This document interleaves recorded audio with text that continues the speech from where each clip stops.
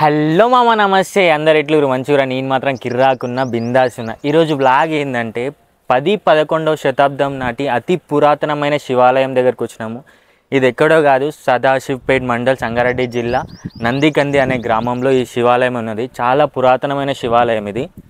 క్రియకందిగా పిలిచే ఈ గ్రామానికి నందికంది అనే ఎట్లా పేరు వచ్చిందంటే, హైదరాబాద్ నుంచి ముంబైకి పోతున్న అప్పట్లో ఔరంగజేబ్ వాళ్ళ సైనికులు రహదారి పక్కనే ఉన్నటువంటి ఈ శివాలయాన్ని చూసి ఎలాగైనా అప్పట్లో శివాలయాలను గుళ్ళను ధ్వంసం చేయాలని సంకల్పంతో ఉన్నటువంటి ఔరంగజేబ్ వాళ్ళ మనుషులు శివాలయాన్ని చూసి ఇక్కడ వచ్చి ధ్వంసం చేయాలని చెప్పేసి ఇక్కడ వస్తారనమాట. వచ్చినప్పుడు ఇక్కడ ఉన్న దేవతలు అన్ని విగ్రహాలను ధ్వంసం చేసి గుడి లోపలికి వెళ్తున్నప్పుడు ఆ నంది విగ్రహాన్ని కూడా ధ్వంసం చేయాలని అనుకున్నప్పుడు ఆ నంది కాలు ఎగటడంతో అక్కడ వచ్చిన సౌండ్కి ఔరంగజేబ్ సైనికులు భయంతో పరిగెత్తిరనమాట. సో అప్పటి నుంచి క్రియకందిగా ఉన్నటువంటి ఈ గ్రామానికి నందికంది అనే పేరు వచ్చిందనమాట. ఇది మొదటి ద్వారం అనమాట. ఇది కాకతీయ తోరణం కలిగి ఉంటుంది. పైన కనిపిస్తుంది కదా మీకు, మొత్తం 7 తోరణాలు ఉంటాయి. 7 తోరణాల పైన 6 రంధ్రాలు ఉంటాయి.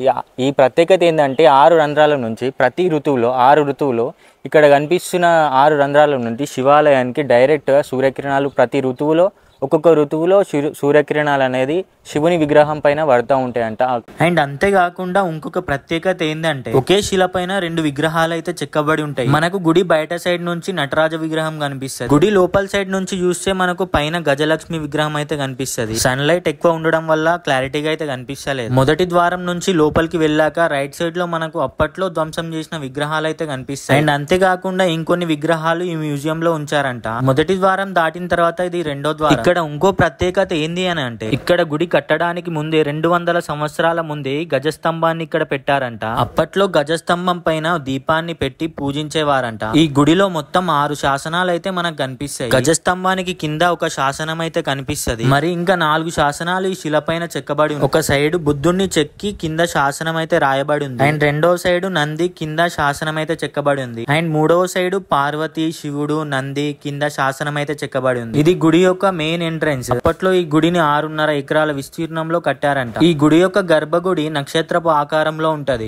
అండ్ తామర పువ్వు ఆకారంలో కూడా మనకు కనిపిస్తుంది. కింది సైడ్ నుంచి చూస్తే పైన తామర పువ్వు పెటల్స్ లాగా మనకు కనిపిస్తుంది గర్భగుడి పైన. ఈ గుడిని కళ్యాణి చాళుక్యుల్లో ఒక్కడైన విక్రమాదిత్య ఈ గుడిని కట్టించాడంట. గుడి కట్టి ఇన్ని సంవత్సరాలైనా చెక్కు చెదరలేదంటే కట్టినలకు దండేసి దండం పెట్టాలి. మొదటి ద్వారం రెండవ ద్వారం దాటిన తర్వాత గుడి లోపలికి పోవాలంటే ఈ ద్వారం నుంచి అయితే లోపలికి వెళ్ళిపోవాలి. ఔరంగజేబ్ సైనికులకు చుక్కలు చూపించిన నంది ఇది అదే. ఈ గుడిలో మొత్తం 6 శాసనాలు ఉంటాయని చెప్పాను కదా, 5 శాసనాలు బయట ఉన్నాయి. ఇంకొక శాసనం వచ్చేసి నంది కాళ్ళ దగ్గర ఈ శాసనం అయితే చెక్కబడి ఉంది. గుడి లోపలికి రాగానే 4 పిల్లలు అయితే కనిపిస్తాయి. వీటి పైన రామాయణ మహాభారతంలోని సన్నివేశాలను ఈ స్తంభాల పైన చెక్కబడి ఉన్నాయి. ఇక్కడ ఇంకొక ప్రత్యేకత ఏంటంటే ప్రతి గుడిలో నంది శివుని వైపు చూస్తా ఉంటది, కానీ ఇక్కడ నంది గణపతి వైపు చూస్తా ఉంటది. గుడికి ఎడమ వైపు కుడి వైపు ద్వారపాలక దేవుళ్ళు అయితే మనకు దర్శనమిస్తారు. ఇక్కడ ఇంకొక ప్రత్యేకత ఏంటంటే బ్రహ్మసూత్ర శివలింగం ఉంటది. ఇక్కడ మనకు శివుడు మృత్యుంజయ అవతారంలో అయితే మనకు దర్శనమిస్తాడు. ఫైనల్ గా ఇది అన్నమాట నందికంది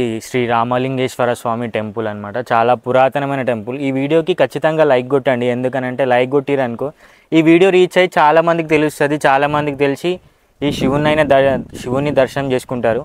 సో ఈ వీడియో నచ్చితే మాత్రం లైక్ కొట్టి సబ్స్క్రైబ్ చేసుకోండి. ఉంటాం మళ్ళా బాయ్. నేను మీ టెక్ మాల్ చిన్న.